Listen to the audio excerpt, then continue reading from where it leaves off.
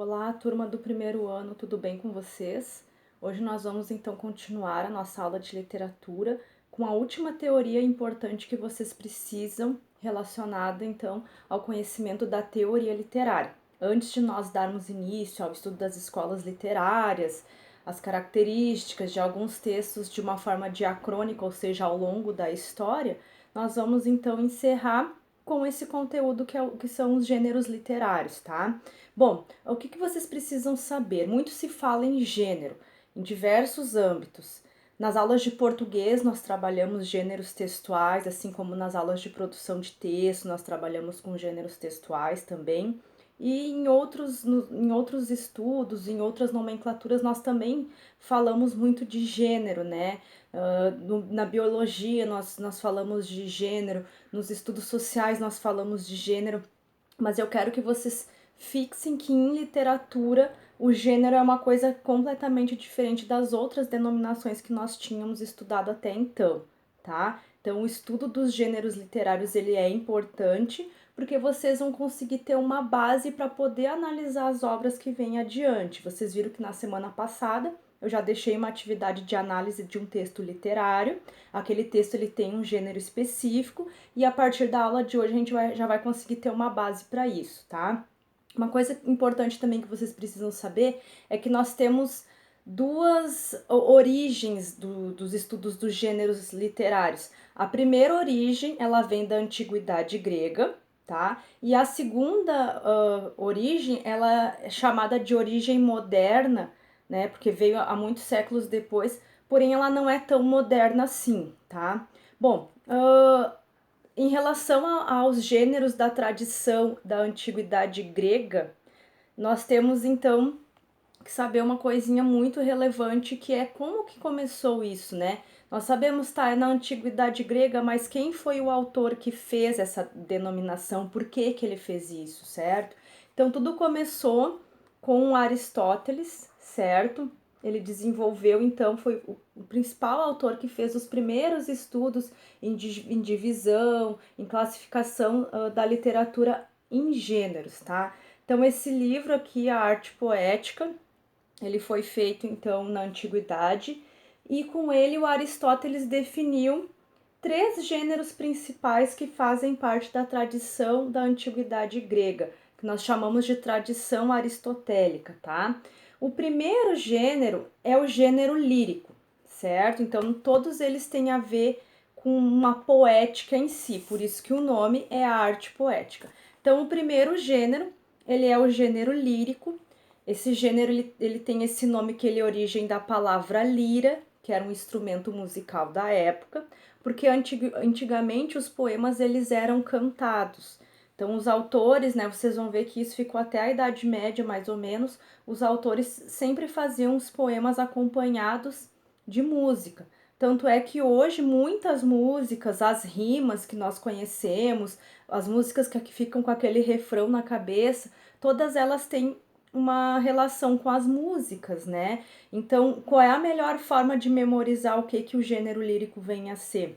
É aquele gênero que é em forma de versos e está presente nas músicas atualmente, tá?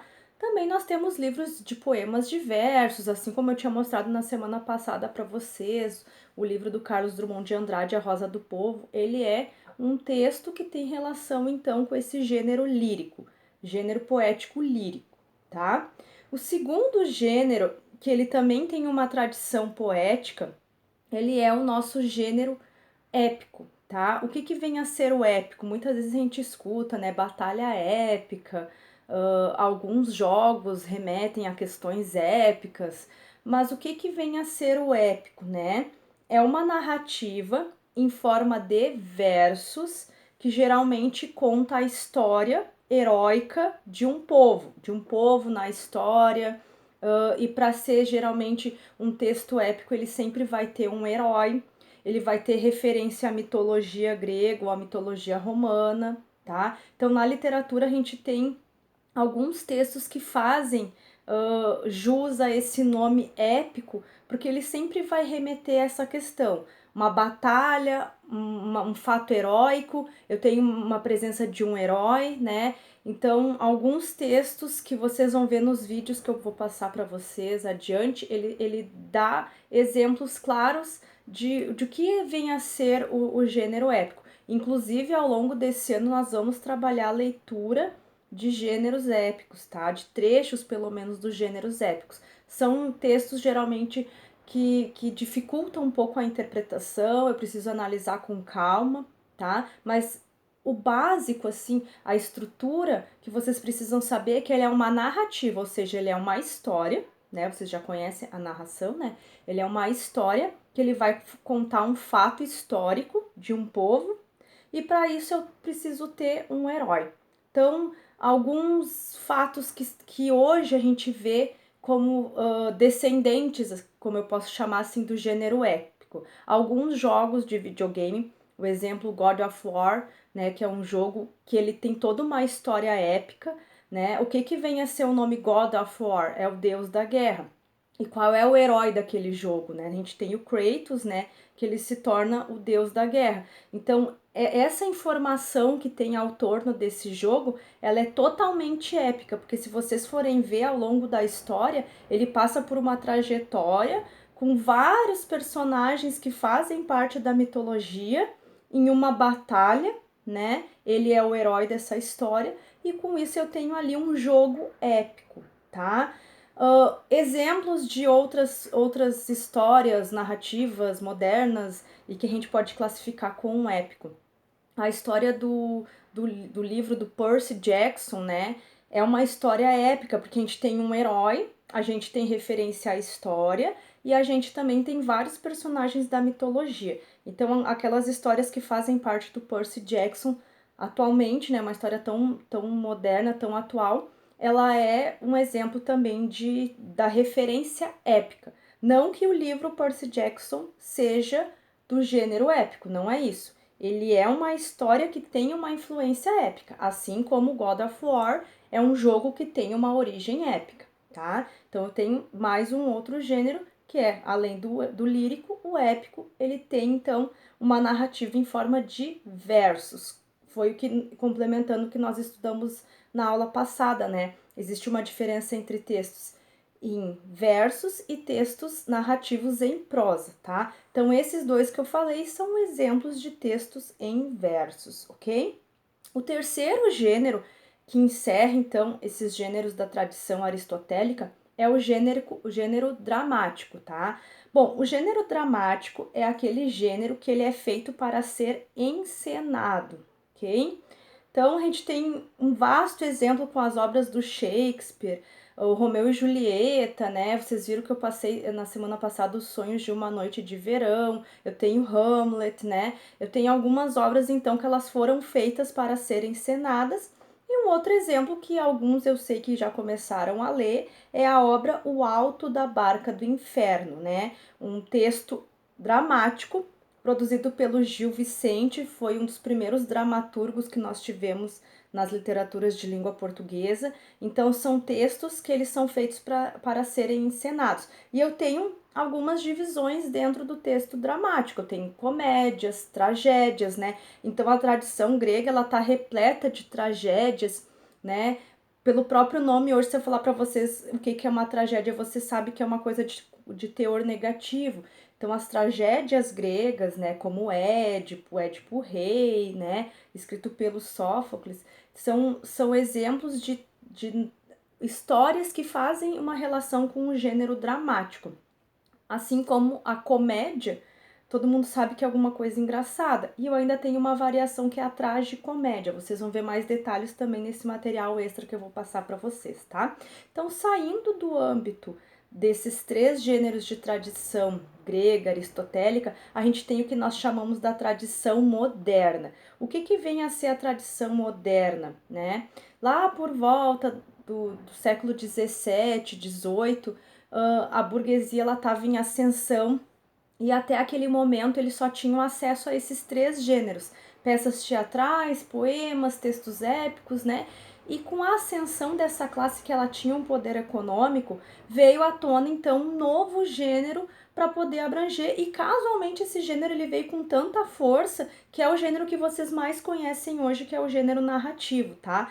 Então ele é considerado uma variação de um gênero épico. Por quê? Porque o épico é uma narrativa em versos, tá? O gênero narrativo, ele continua sendo narrativa, só que ele não vai mais ser em forma de versos, ele vai ser em forma de prosa, como eu já tinha mostrado para vocês na semana passada, tá? Então a narrativa, ela tem aquelas divisões que vocês já sabem, que são as modalidades de texto. Eu tenho fábula, eu tenho crônica, eu tenho romance, eu tenho novela, tá? Então é um gênero moderno, que não é tão moderno assim, que ele surgiu há séculos atrás, mas ele é um gênero comum hoje para nós, porque a grande parte dos livros que vocês leem, que vocês têm acesso, são livros, né, em prosa e que pertencem ao gênero narrativo. Tá bom, pessoal? Então eu tenho 4 gêneros. Se eu for trabalhar a tradição grega, a tradição aristotélica, são 3: lírico, dramático e o épico, tá? E se eu for tratar o que nós chamamos por moderno, são os gêneros, então, relação com toda a parte narrativa. Mas eu só tenho um, que é o gênero narrativo, e dentro daí desse gênero narrativo eu tenho as modalidades de texto. Então, uma coisa que vocês precisam deixar claro aí, tá? Em literatura, o gênero narrativo, tá? Ele segue uma hierarquia, e após, né, eu estudar o gênero narrativo, o que vem a ser fábula, crônica, conto, são as modalidades de texto. Então, lá em redação em português, nós vamos chamar de gêneros textuais. Em literatura, tá? Nós temos as modalidades de texto que pertencem ao gênero narrativo. Então, romance, novela, fábula, crônica, tudo isso, então, são modalidades que variam do gênero narrativo.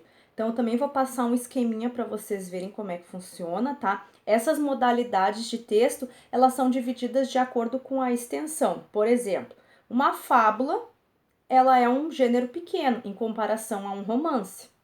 Maior que a fábula, a gente pode ter uma crônica, maior que a crônica nós temos o conto, maior que o conto nós temos a novela, maior que a novela nós temos o romance. Daí a gente pode ter sagas, né, que são conjuntos de romances. Por exemplo, o Crepúsculo, Harry Potter são sagas narrativas que, né, que são um pouquinho maiores do que um romance, mas também são modalidades de texto do gênero narrativo. Tá bom, pessoal? Vou deixar também atividades, vocês continuam então com a leitura do livro, ok? E nós vamos dar continuidade a isso aí. Também vou deixar algumas atividades ali, os gabaritos, para vocês verem como que faz a interpretação, ok? E é isso, gente. Muito obrigada. Até a nossa próxima aula.